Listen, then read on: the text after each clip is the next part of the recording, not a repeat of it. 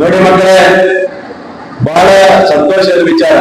ನಿಮ್ಮ ಕಾರ್ಯಕ್ರಮಗಳು ನಮ್ಮ ಕಾಲೇಜಿನ ಎಲ್ಲ ಅಧ್ಯಾಪಕರ ಸಹಯೋಗದಲ್ಲಿ ಅತ್ಯಂತ ಯಶಸ್ವಿಯಾಗಿ ನಡೀತದೆ. ನಾನು ನೋಡಿದೆ ಆ ಮಕ್ಕಳು ಹಾಡು ಡ್ಯಾನ್ಸ್ ಮಾಡೋದೆಲ್ಲ ಎಷ್ಟು ಖುಷಿ ಪಡ್ತಿದ್ದಾರೆ ಅಂದ್ರೆ ಯಾವುದೇ ಸಿನಿಮಾ ಥಿಯೇಟರ್ಗೂ ಸಿಗ್ತಿಲ್ಲ ಆ ತರ ಖುಷಿ ಬಿದ್ದರೆ. ವಿಶೇಷ ಅಂದ್ರೆ ನನಗೆ ಆ ಕಾಂತಾರ ಪಿಕ್ಚರ್ ಹಾಡು ಭರತನಾಟ್ಯಕ್ಕೂ ತಗೊಂಡು ಬಂದಿದೆ. ಆಮೇಲೆ ಅದು ಅವರು ಮತ್ತೊಂದು ಮಾಡೋದ್ರಲ್ಲ, ಏನದು ಇದೇನು ಮತ್ತೊಂದು ತಗೊಂಡ್ರಲ್ಲ, ಅದು ಯಕ್ಷಗಾನ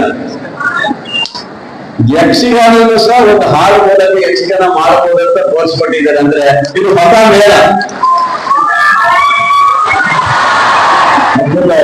ಭಾರಿ ಖುಷಿ ಆಯ್ತು ನನಗೆ. ಅದು ನೋಡ್ಬಿಟ್ಟು ಬಹಳ ಖುಷಿ ಬಿಟ್ಟೆ ನಾನು. 1432 ಮಕ್ಕಳು ನೀವು ಓದ್ತಾ ಇದ್ದೆ, ದೊಡ್ಡ ಕಾಲೇಜ್. ನಾನು ಸಹ ಒಬ್ಬ ಹಳೆ ವಿದ್ಯಾರ್ಥಿಯಾಗಿ ನಿಮ್ಗೆ ಹೇಳೋದಿಷ್ಟೇ, ಆ ಕಾಲೇಜನ್ನ ಅಭಿವೃದ್ಧಿ ಪಂಥದಲ್ಲಿ ತೆಗೆದುಕೊಂಡು ಹೋಗುವಂತ ನಿಟ್ಟಿನಲ್ಲಿ ಒಬ್ಬ ಶಾಸಕನಾಗಿ ನಾನು ಒಬ್ಬ ಶ್ರಮ ಹಾಕಿದ್ದೇನೆ. ಯಾಕಂದ್ರೆ ನನ್ನ ಕಾಲದಲ್ಲಿರುವಂತ ಅವತ್ತಿನ ಕಾಲೇಜಿನ ಪರಿಸ್ಥಿತಿ ಮತ್ತೆ ಬರಬಾರದು. ನಮ್ಮ ಮಕ್ಕಳು ಅತ್ಯಂತ ಯಶಸ್ವಿಯಾಗಿ ವಿದ್ಯಾಭ್ಯಾಸ ಕಲಿಬೇಕು ಅನ್ನೋ ಉದ್ದೇಶದಿಂದ ಆ ಕಾಲೇಜನ್ನ ಇನ್ನೂ ಎತ್ತರಕ್ಕೆ ತರಬೇಕಂತ ಇದೆ.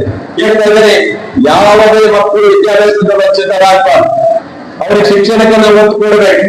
ಇವತ್ತು ವೇದಿಕೆ ಗುರುಕರೆಲ್ಲ ಇದೀರಲ್ಲ, ಯಾವ್ದಾದ್ರು ಮಕ್ಕಳಿಗೆ ತೊಂದರೆ ಆದ್ರೆ ನಮ್ಮನ್ನು ಗಮನಿಸ್ತಾರೆ, ನಾವು ಸಹಕಾರ ಕೊಡ್ತೇವೆ. ನಾನಂತೂ ಯಾವ ಮಕ್ಕಳಿಗೂ ವಿದ್ಯಾಭ್ಯಾಸ ವಂಚಿತ ಮಾಡ್ಲಿಕ್ಕೆ ನಾವು ಬಿಡಲ್ಲ. ಈ ಕಾಲೇಜಿಗೆ ಬರಲಿಲ್ಲ ಅಂದ್ರೆ ಈಗ ನಡ್ಕೊಂಡು ಬರ್ತೀವಿ. ಆಮೇಲೆ ಕಾಲೇಜಲ್ಲಿ ಮುಗಿಸಿದ್ರೆ ಕೆಲವು ನಮ್ಮ ಡಿಗ್ರಿ ಕಾಲೇಜ್ ವಿದ್ಯಾರ್ಥಿಗಳು ಕೆಲವು ಮುಂದೆಲ್ಲ ಬಂದು ಸ್ವಲ್ಪ ಸಮಸ್ಯೆ ಮಾಡ್ತಾರೆ ಅಂತ ನನ್ ಗಮನಕ್ಕೆ ಬಂದಿದೆ. ಅವ್ರು ಯಾರನ್ನೋದು ನಾನು ನೋಟ್ ಮಾಡ್ಕೊಂಡಿದ್ದೀನಿ. ಆದ್ರೆ ಮಕ್ಕಳಂತ ಸುಮ್ಮನೆ ಬಿಟ್ಟಿದ್ದೀನಿ. ಇಲ್ಲಾಂದ್ರೆ ಇವತ್ತು ಅವ್ರನ್ನ ಜೈಲಿಗೆ ಕಳಿಸ್ಕೊಳ್ಳುವಂತ ಅವಕಾಶಗಳು ಇದಾವೆ, ನೆನ್ಪಿಡ್ತೇವೆ. ಆದ್ರೆ ಆ ಮಕ್ಕಳು ತಪ್ಪು ಮಾಡಿದ್ದ ನಾವು ಸ್ವಲ್ಪ ಕ್ಷಮಿಸಿದ್ದೀವಿ. ಇನ್ನು ಮುಂದೆ ಆ ತರ ಆಗಬಾರ್ದು.